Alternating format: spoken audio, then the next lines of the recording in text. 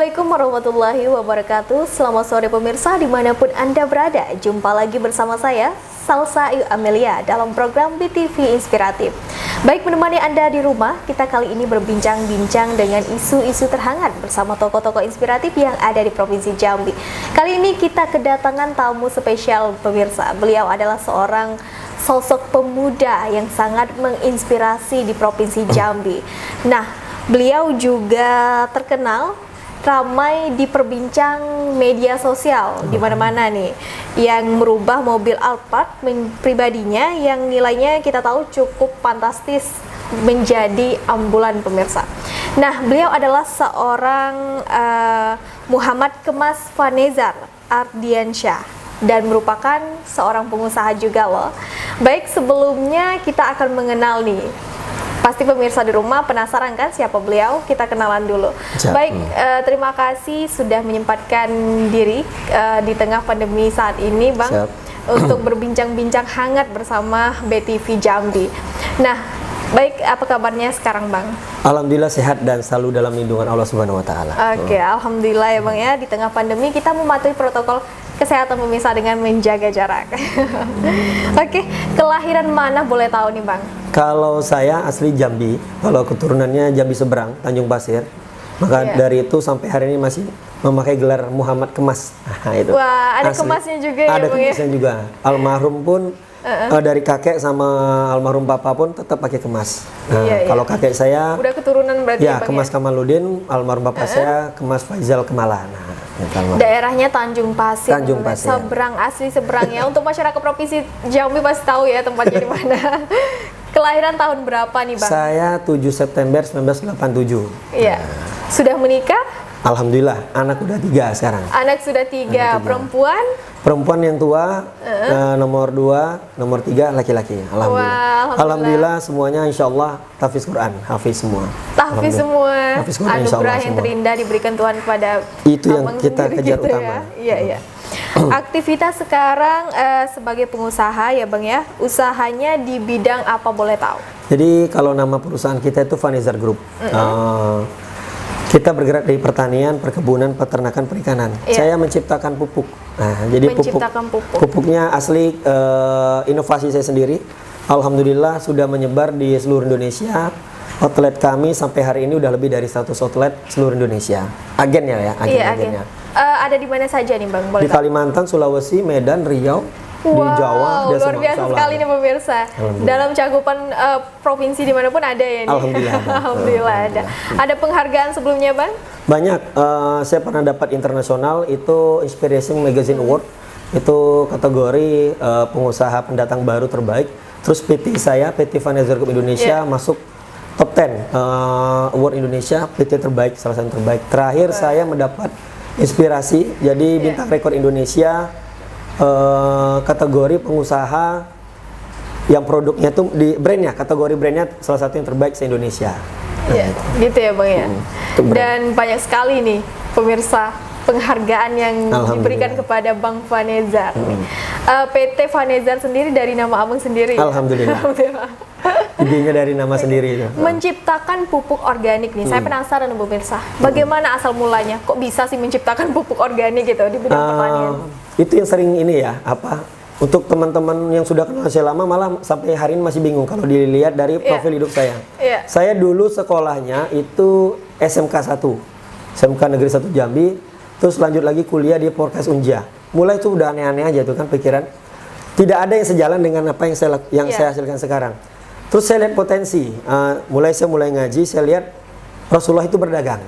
Dan berdaganglah yang sekiranya habis dipakai. Yang habis dipakai itu kan contohnya makanan, minuman, sembako. Akhir itu saya lihat potensi Sumatera ini perkebunan sawitnya luas. Sangat luas. Habis itu saya lihat juga di Kalimantan perkebunannya luas. Saya lihat rata-rata dulu orang yang punya pabrik pupuk, jualan pupuk, wah ini lumayan kaya-kaya semua. Berinovasi, saya hijrahlah ke Jawa. Maka dari itu dapat istri pun orang Jawa. Nah, istri saya orang Banyuwangi, Jawa Timur, kenalnya di Jawa Tengah. Akhirnya saya bangunlah pabrik di Salatiga. Nah, saya besarkan pabrik. Tapi kalau pabrikan kami ini sudah berdiri dari tahun 2009. Dari 2009, saya mulai fokus di pabrikasi itu di tahun 2017. Alhamdulillah, Cuman satu yang saya pesankan untuk kawan-kawan yang sedang memulai usahanya, ingin berhasil, cuma satu konsepnya. Libatkan Allah di dalam usaha itu. Benar sekali. Libatkan Allah dalam usaha itu. Insya Allah. Allah pernah menyampaikan dalam hadisnya, uduni astajib lakum, minta kau kepadaku, kuberikan kau segalanya. Kalau bahasa seberang itu, this is not impossible, this is your life. Gak ada yang mustahil selagi urusan dunia. Gitu ya Bang ya. Wah, luar biasa sih. Luar biasa nih pemirsa. Dan memang ini semuanya adalah anugerah dari Tuhan ya. Alhamdulillah, alhamdulillah. Bersyukur sampai saat ini ya. Harus bersyukur. Melibatkan Allah di setiap perjalanannya pemirsa. Harus. Nah, lanjut nih Bang, tentang kesibukan lainnya nih selain menjadi seorang pengusaha. Lebih banyak berdakwah. Berdakwah. Jadi berarti sering dipanggil Ustadz nih. Sering. Kemarin baru habis ngisi 2 acara di Riau. Kemarin sempat ngisi tablik akbar saya kemarin. Sering orang bertanya, ada beberapa orang mengundang saya kan, waduh, dilihatnya profil hidup kan, dilihatnya rumahnya mewah di bawah kan, mobilnya banyak atau apa. Ada rasa takut ngundang saya itu. Berapa mau dibayar ini kan? Langsung saya tepis. Sangat takut ya. Sampai detik ini saya paling pantang kalau saya dibayar. Saya paling gak suka dibayar. Karena saya yakin dan percaya hidayah itu dari Allah. Benar. Gitu kan. Dan saya merasa yakin apabila saya ikhlas menyampaikan apa yang saya dapat dari Allah itu, mereka pun cepat nangkap apa yang saya sampaikan.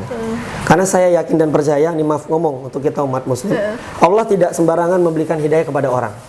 Sampai maaf ngomong, sekelas pamannya Nabi Muhammad aja, Abdullah Muthalib, nggak dapat hidayah dari Allah Subhanahu Wa Taala.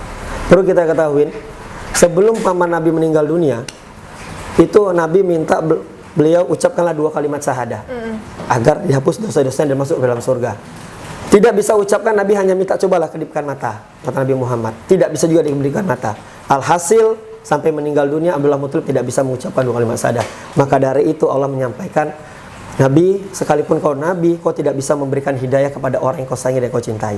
Maka dari itu kawan-kawan, bersyukurlah kita yang pada hari ini diberikan hidayah oleh Allah Subhanahu Wa Taala. Karena tidak semua orang diberikan kesempatan mendapatkan hidayah. Insya Allah berkah hidup kita, libatkan Allah di setiap urusan kita. Insya Allah. Insya Allah. Nah, tadi kita udah Bang singgung juga ya tentang basic kekayaan itu banyak yang takut nih. Wah, mau dibayar berapa ini?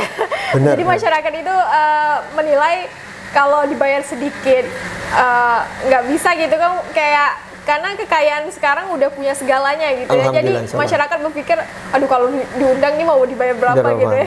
Memang kekayaan yang dari mana nih asalnya kekayaan Abang nih gitu? Apa memang modalnya sebelum buka PT ada modal dari mana gitu? Atau memang keluarga yang berada nih, warisan gitu orangnya. Jadi alhamdulillah kemarin teman-teman yang zaman-zaman sekolah itu pada datang gitu kan, menyampaikan, alhamdulillah saya terlahir dari keluarga yang sangat miskin sekali. Ini orang miskin ya, saya di kategori bawahnya lagi. Tapi satu hal, konsep seorang Vanizar, lahir boleh miskin, mati saya tidak mau dalam keadaan miskin. Minimal kaya akhlak. Itu tujuan utama saya. Saya tuh tinggal di rumah gubuk, nanti saya kasih lihat fotonya gubuk, lantainya tanah.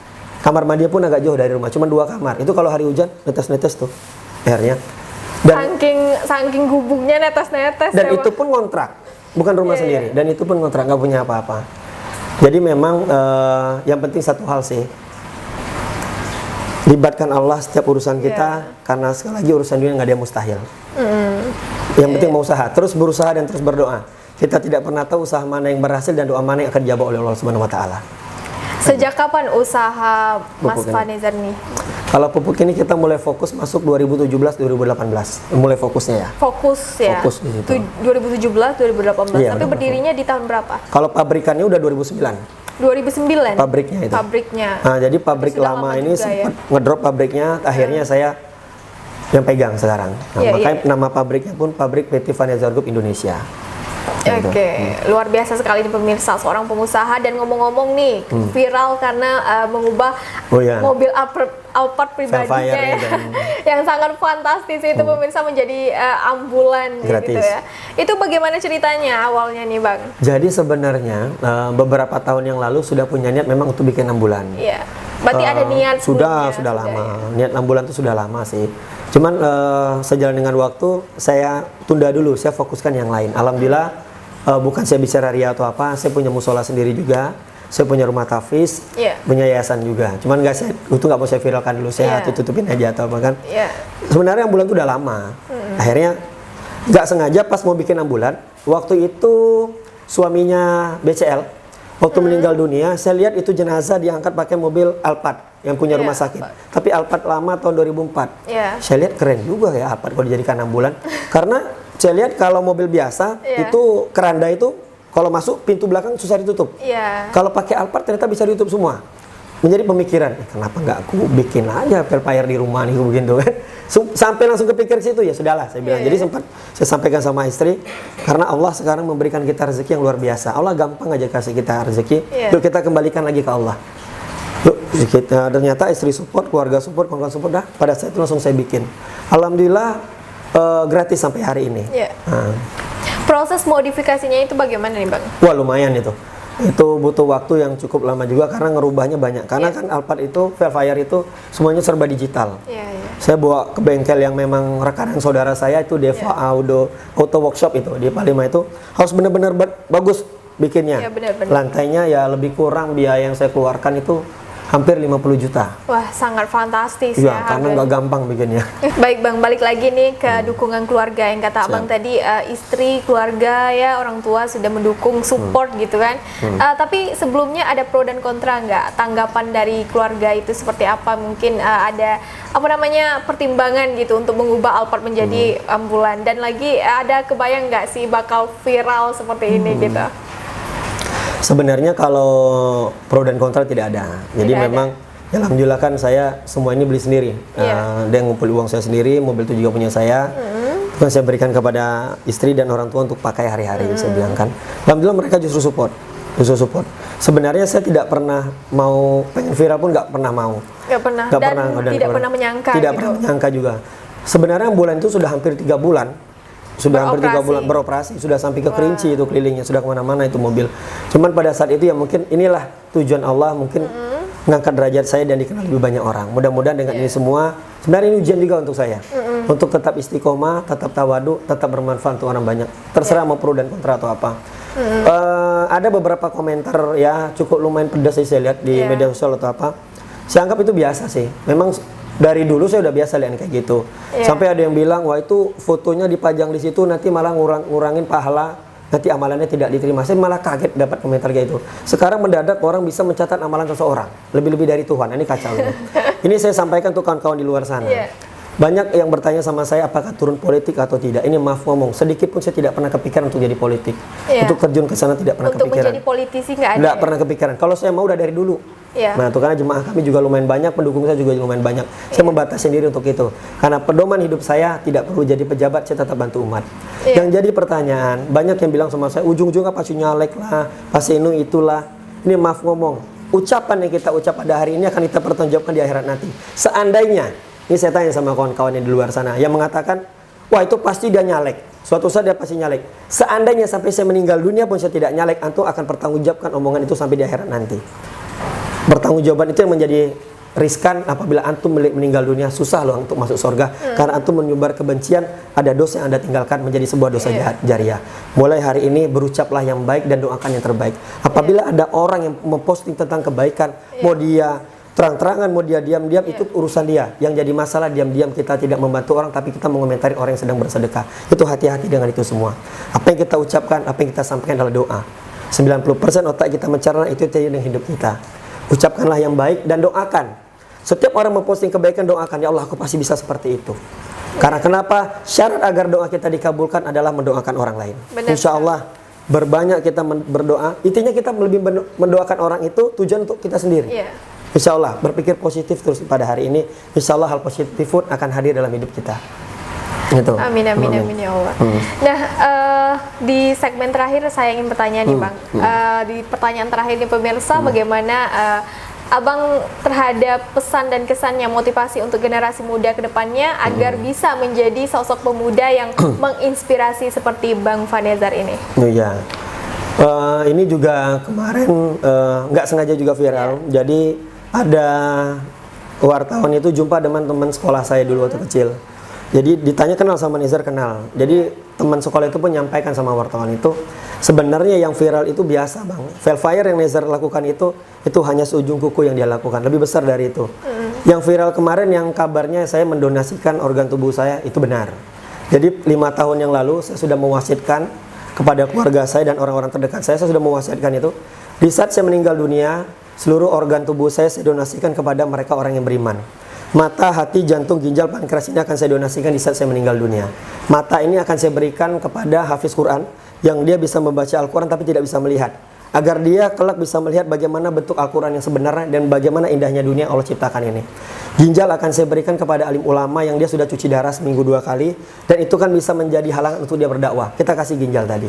Dan jantung saya pun akan saya berikan kepada kiai apabila jantungnya bermasalah harus angioplasti atau bypass pasang cincin pada jantung, ambillah jantung kita tadi. Dan apabila pankreas tadi dibutuhkan oleh umat akan saya serahkan. Karena konsep saya hidup, dunia bukan tempat saya tinggal, melainkan tempat saya meninggal. Apapun yang kita kumpulkan pada hari ini akan kita tinggalkan. Contoh satu hal, kita punya istri cantik pun, suatu saat kalau tidak dia duluan, kita duluan.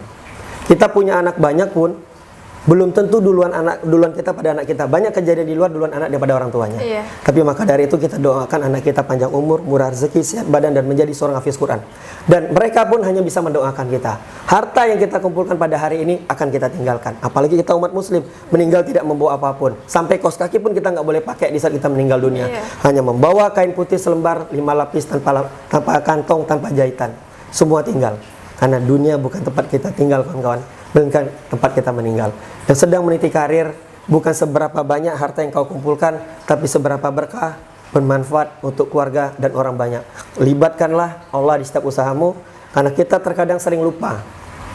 Kita bekerja setiap hari bertujuan untuk mencari uang untuk beli nasi di rumah, tapi kita sering lupa siapa yang memberikan nasi itu sebenarnya. Dan terakhir saya sampaikan, terkadang kita manusia ini kalau mau jumpa dengan gubernur, wali kota, kapolda, kapolres, senang nih. Besok kita jumpa dengan kapolda. Tapi terkadang kita tidak sesenang itu di saat kita jumpa dengan Allah sehari 5 kali. Maka mulai hari ini banyaklah bersyukur karena kita sudah mendapatkan hidayah. Bantulah orang lain di saat orang lain susah. Kelak Allah akan membantumu tanpa harus engkau pinta. Insya Allah berkah dan bermanfaat untuk kita semua. Amin Allahumma amin.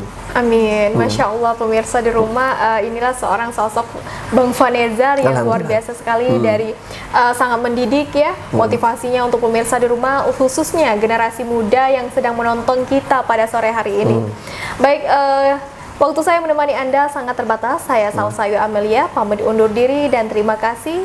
Saksikan selalu BTV Inspiratif setiap Senin dan Kamis jam 6 sore hanya di BTV Jambi, cerdas bersinergi. Wassalamualaikum warahmatullahi wabarakatuh.